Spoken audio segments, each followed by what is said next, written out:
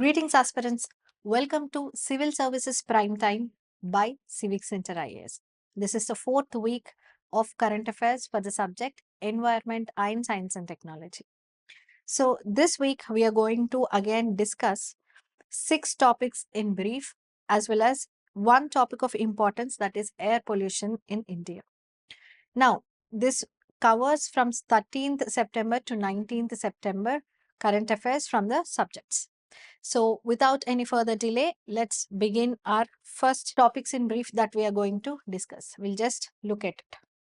The first topic would be about the red ivy plant that is in use, then yellow-crested cockatoos, then Nano Banana AI that is trending, and Bamboo-Based Ethanol Plant, Tipeshwar Wildlife Sanctuary, Octopus, as well as air pollution in India, which is the topic of importance for today.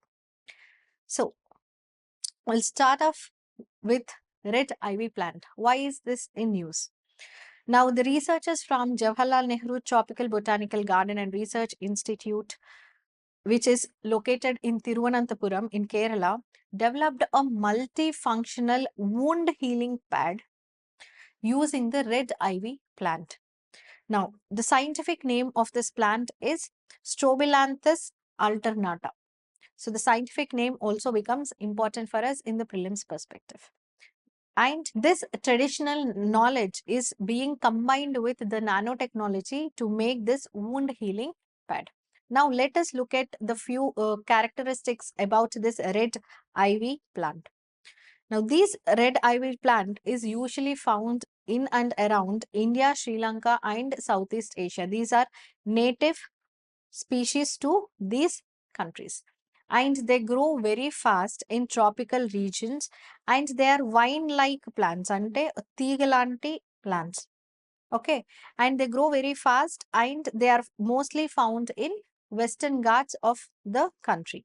Now, the bioactive compound, or the compound which is giving it the medicinal properties, that compound is called as actioside.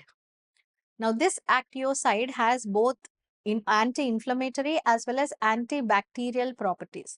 It is also considered as an antioxidant.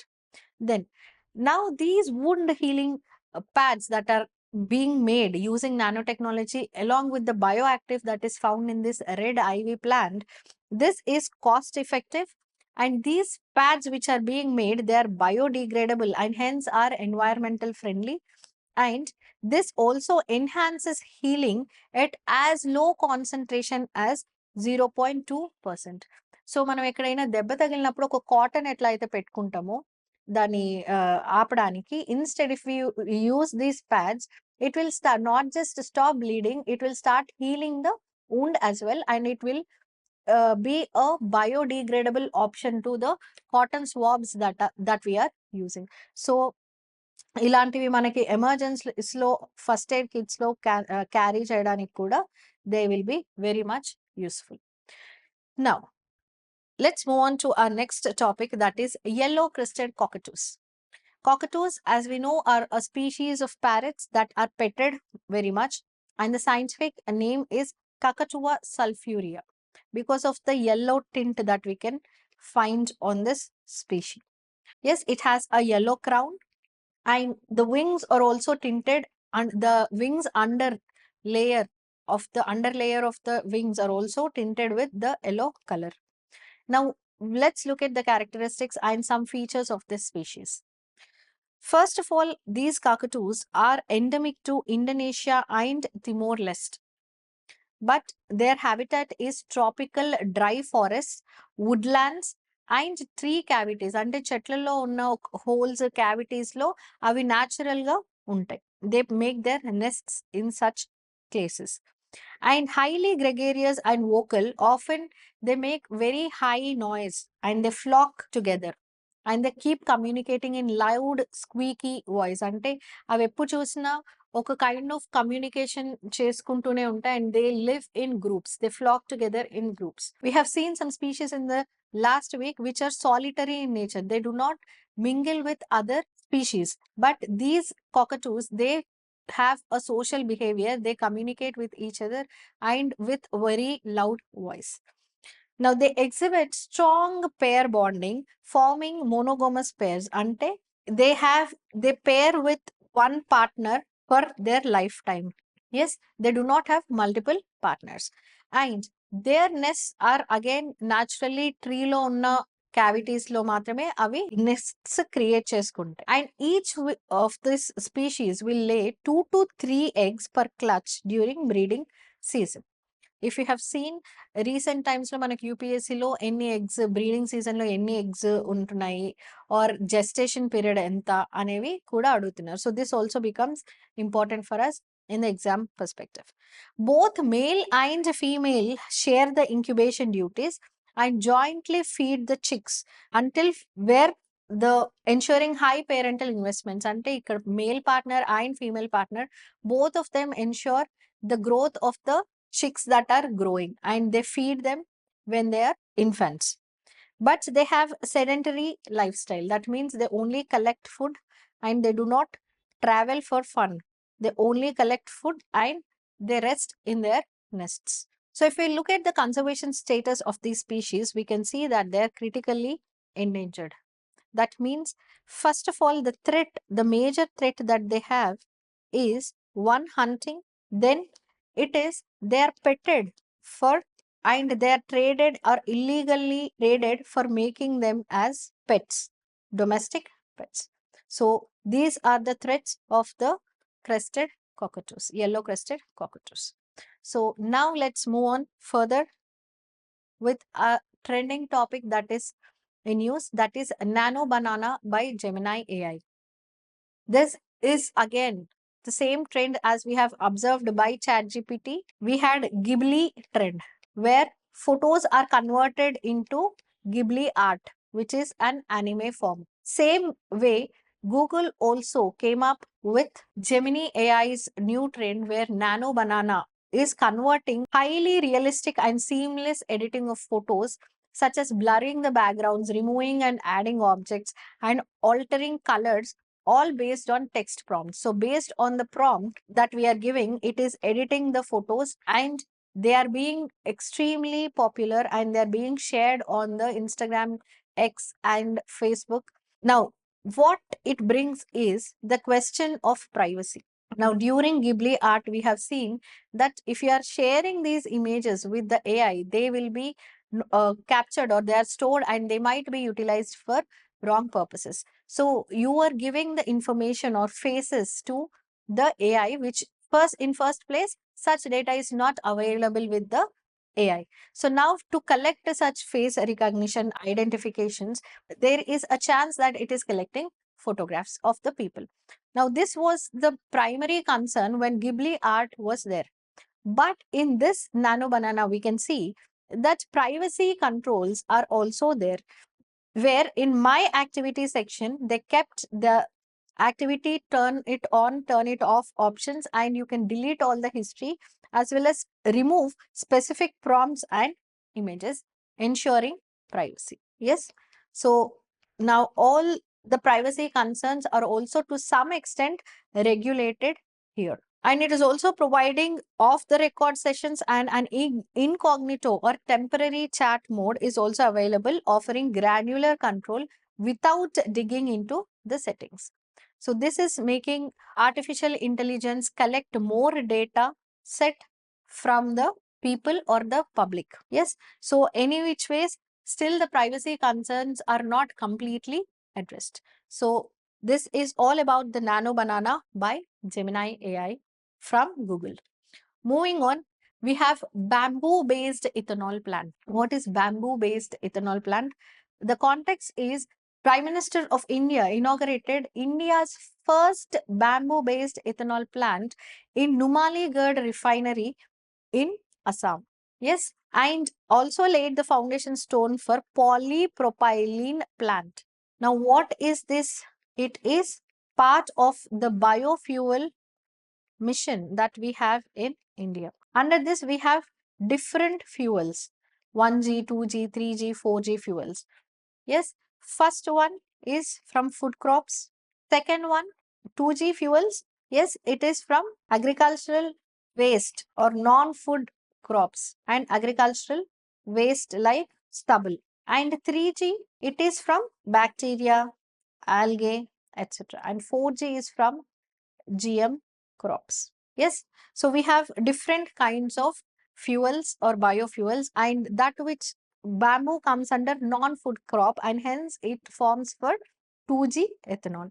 Now, this is being developed by Assam Bioethanol Private Limited ABL in collaboration with Numaligarh Refinery Limited under the Ministry of Petroleum and Natural Gas. Now, what is the aim of this bamboo-based ethanol plant? Okay, we want to reduce the crude oil imports, and hence we are making ethanol which will be mixed with the petroleum. If you remember, the target was mixing E20 by 2025, which we have already achieved. In the previous week also we have discussed that we want to achieve E25 or E27 percentage of mixing by 2027. Now, to boost bamboo cultivation in the northeast, creating an assured market for farmers. We want to give the farmers also an extra income from producing the or from cultivation of the bamboo. So we are also helping the farmers to get more income from cultivating bamboos. Then to promote circular economy and energy security through waste to fuel technology, wherein we are looking to go for ecologically safe fuels which are less polluting in nature. Yes, so this is all about the bamboo-based ethanol plant. That is first bamboo-based ethanol plant that is inaugurated in Assam. Now let's move on to our next topic, that is Tipeshwar Wildlife Sanctuary. Why is this wildlife sanctuary in news? Because recently the forest department team conducted a routine patrol at Tipeshwar Wildlife Sanctuary where they discovered the poaching of a pangolin. Yes. Now, when a wildlife sanctuary is in use, we need to know a few things regarding that wildlife sanctuary. First, where is it located? This Tipeshwar Wildlife Sanctuary is located in Yavatmal district of Maharashtra. Now, when we know the location, next we will have to see from where is the name coming from. The name Tipeshwar Wildlife Sanctuary comes or derives from the nearby shrine of goddess Tippai. Now, most importantly asked question is, are there any rivers passing through this wildlife sanctuary?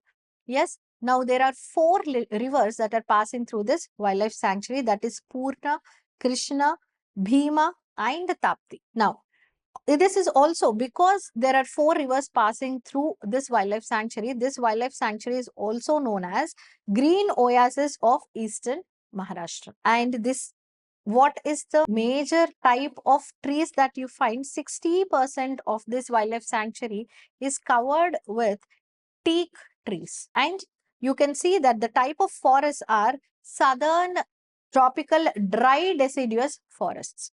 And what are the species that are there? We can see that there are sambal deers, yes, pangolins, etc. in this wildlife sanctuary. So this is all about the Tipeshwar Wildlife Sanctuary that is in news. Moving on to the next topic, that is octopus. A recent study has published by the Marine Biological Laboratory Woods Hole in USA, which was talking or giving us a fascinating insights regarding octopus. Now let us see what are these insights, and it is not just about the biological features, but it is also having some philosophical context, and those philosophical contexts can be used in governance and policies perspective also. So let's have a look. What is this octopus and why is octopus being discussed in detail? So octopus, the findings say that there is a division of labor among the limbs. So octopus has 8 limbs as we know.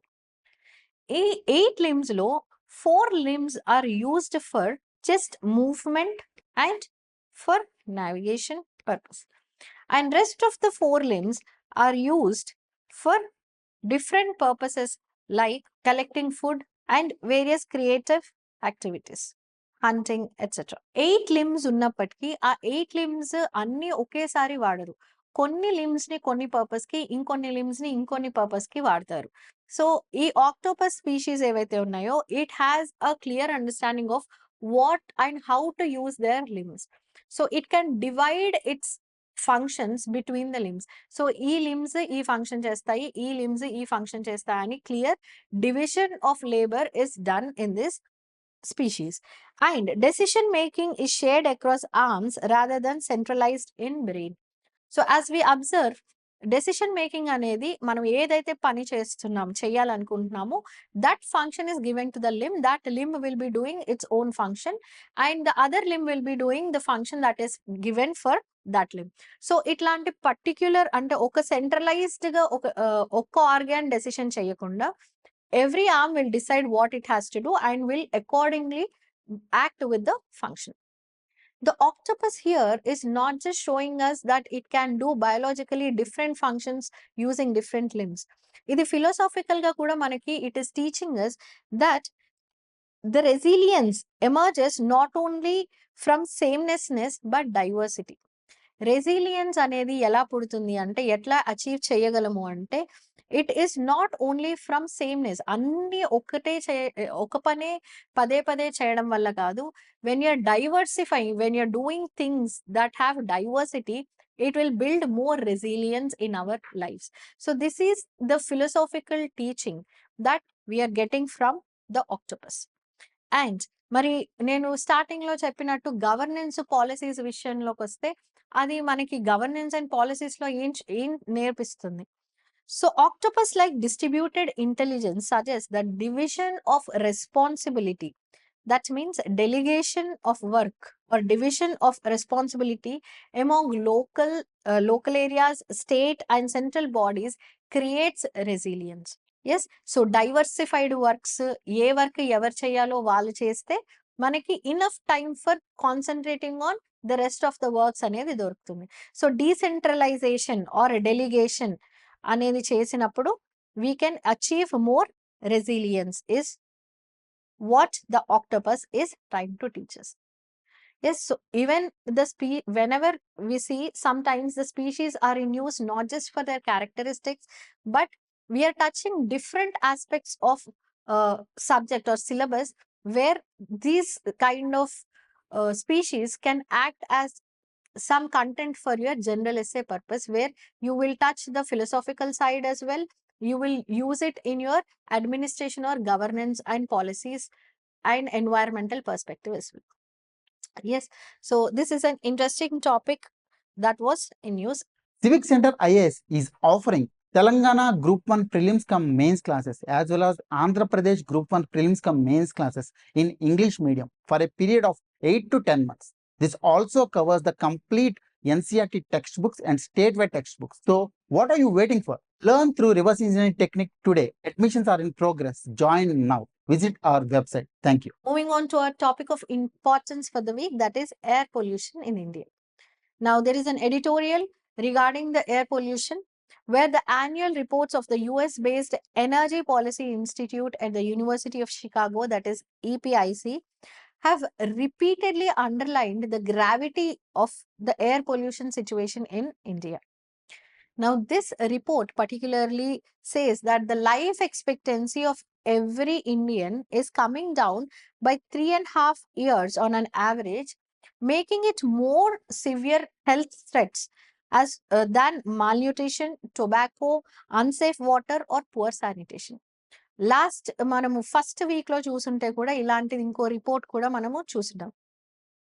So ఈ air pollution పదే పదే news లో ఉన్నప్పుడు and editorials లో వచ్చినప్పుడు it becomes much more important for us to expect a question on this.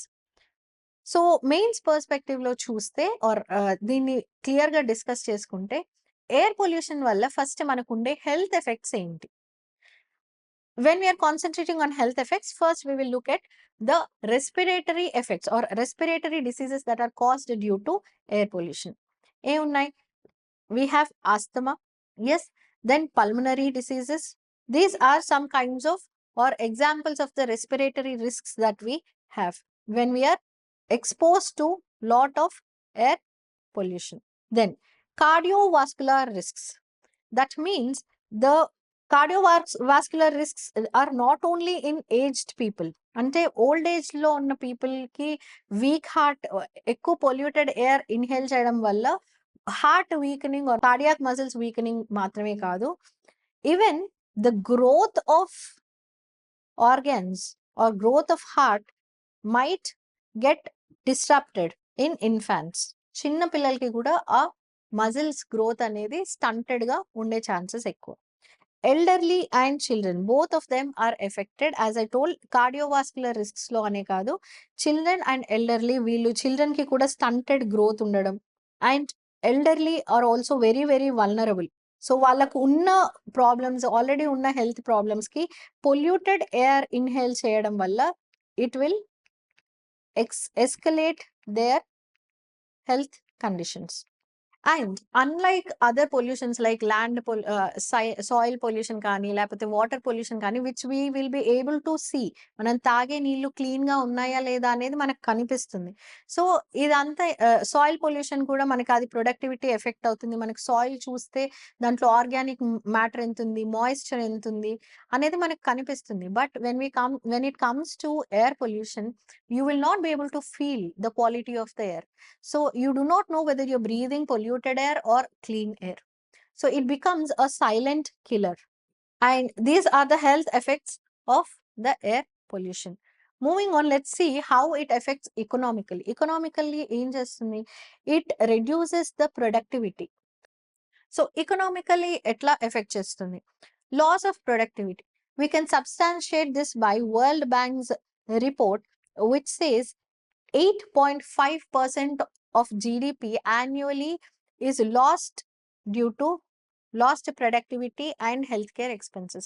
మనం polluted air పీల్చడం వల్ల కలిగే మనకి కాఫ్ కానీ, రెస్పిరేటరీ డిసీజెస్ కానీ, లేకపోతే ఆస్తమా కానీ, బ్రెత్లెస్నెస్ కానీ, వీటన్నిటి వల్ల మన ప్రొడక్టివిటీ, అంటే వర్క్ ప్రొడక్టివిటీ ఏదైతే ఉందో అది తగ్గిపోతుంది. ఈ లాస్ ఆఫ్ ప్రొడక్టివిటీ వల్ల మనకి ఓవరాల్ గా 8.5% of GDP is coming down. So economically, we are at loss. We are losing the productivity as it is. Then health expenditure.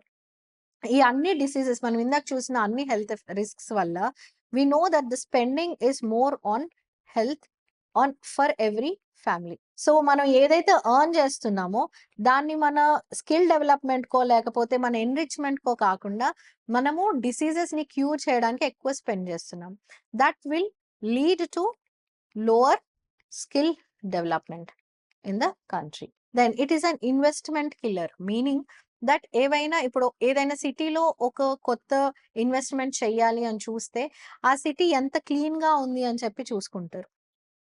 So if US or Apple wants to invest in a city, it also looks at whether the city is clean or not. ఎందుకంటే అక్కడ ఒక office ని మనం setup చేసామనుకోండి, Apple లాంటి office అయినా, Google లాంటి office అయినా సెటప్ చేసినప్పుడు వేరియస్ కంట్రీస్ నుండి పీపుల్ వచ్చి అక్కడ స్టే చేసి అక్కడ వర్క్ చేయాలి. So is that city very welcoming, or is it something that is being liked by the people అని కూడా చూసుకుంటారు. సో అక్కడ ఉండడం వల్ల మనకి ఎక్కువ హెల్త్ పాడైపోతుంది అనేలాంటి సిటీస్ లో వేరే పీపుల్ వచ్చి జాయిన్ అయ్యి అక్కడ వర్క్ చేయడానికి ఇష్టపడరు. సో అలాంటి ప్లేసెస్ లో ఇలాంటి కంపెనీస్ కూడా ఇన్వెస్ట్మెంట్స్ చేయడానికి ఇష్టపడరు.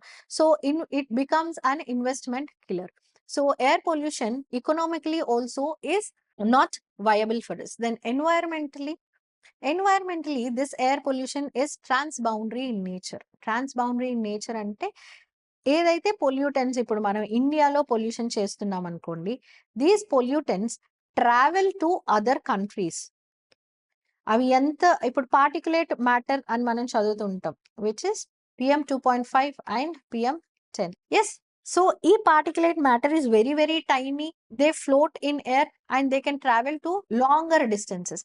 సో మనం ఇక్కడ ఇండియాలో పొల్యూట్ చేస్తే it might reach areas where the pollution, or countries where the pollution is not much as that is there in India, like say Bhutan or Tibet. So they will be affected due to the pollution that we are causing. So that also affects our geopolitical relations. They will affect our geopolitical relations. And then we have stubble burning. What stubble burning does అంటే హర్యానా పంజాబ్ ఈ areas లో ఏమవుతుంది అంటే after the crop is the produce is comes to the hand ఆ మిగిలిపోయిన stubble అంతా what they do, they burn them into ashes. So ఈ హర్యానా పంజాబ్ ఏరియాలో ఉన్న stubble, when they burn, they release lot of carbon dioxide emissions and smoke, which will form as smog in urban areas, which will reduce the visibility. Yes. Now, climate linkages.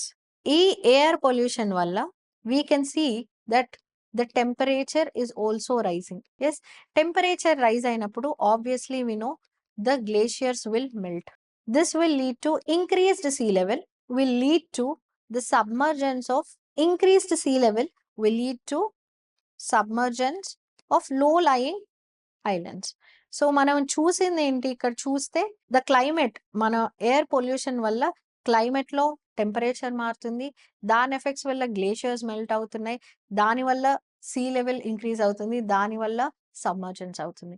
And ఎవరో ఒకరు ఎక్కడో pollution air pollution contribute చేస్తే ఎక్కడో వేరే low lying islands or small island countries or developing countries ఉన్నవి అవి they might get the effect of submergence.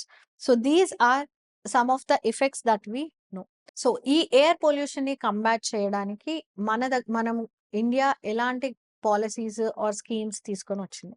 The first one is National Clean Air Program, where in the beginning we wanted to reduce 20% to 30% of the polluting agents like the particulate matter.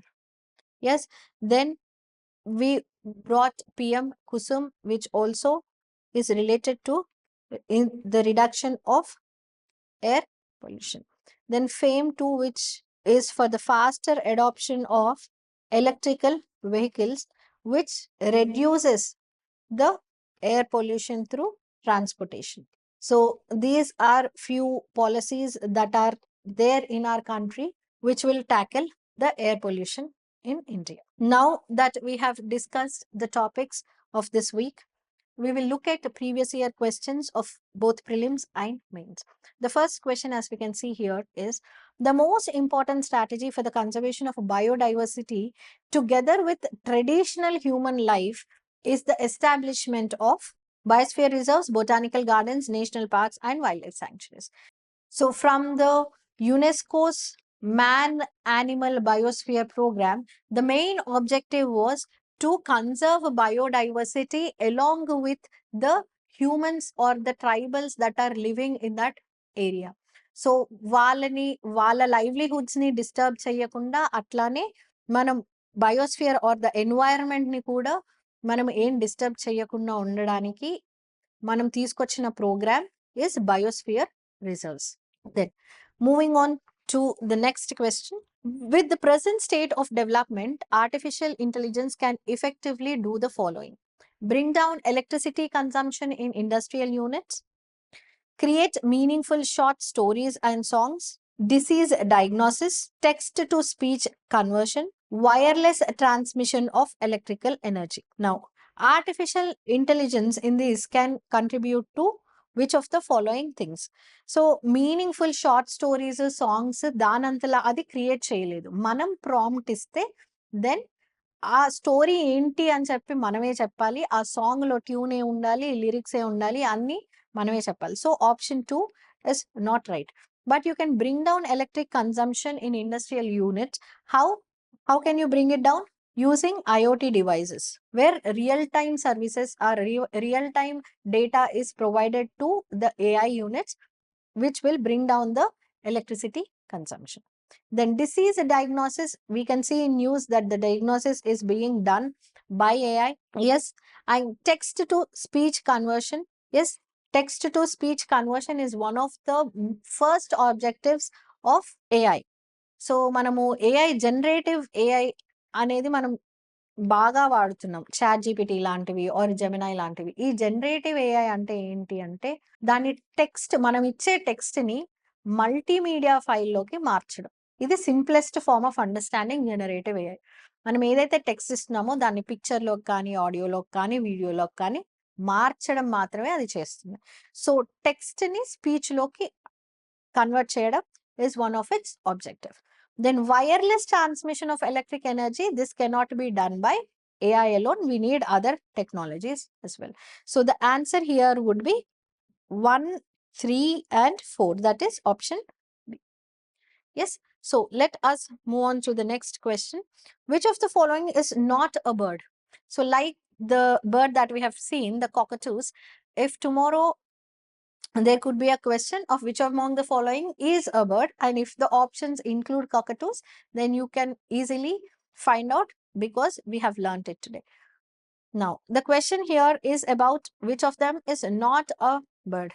Golden mashir, spoonbill, white ibis, and nightjar. Nightjars are birds. Indian nightjar is a bird. Spoonbill, that we know, it looks like a duck. Then white ibis is also a bird, but golden mahsir is not a bird. It is an animal. Then moving on to the next question. According to India's national policy on biofuels, which of the following can be used as raw materials for the production of biofuels? We have seen 1G, 2G, 3G, 4G biofuels today. So cassava ante idi, as you might know, it is tapioca, or telugulo danni manam sabudana saggubiyam, chettu, that chettu is called as cassava. The roots of cassava is used.